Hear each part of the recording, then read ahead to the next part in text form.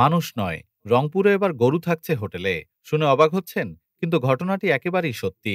রংপুর মহানগরের ধর্মদাস বারো আউলিয়া এলাকায় গড়ে উঠেছে দেশের প্রথম গরুর হোটেল, যেখানে মাত্র ৫০ টাকায় গরু পাচ্ছে নিরাপদ রাতযাপন, খাওয়া ও বিশ্রামের সুযোগ। উদ্যোক্তা আসানুর রহমান ৭ বছর আগে গরু ব্যবসায়ীদের দুর্ভোগ দেখে এই ব্যতিক্রমধর্মী হোটেল চালু করেন।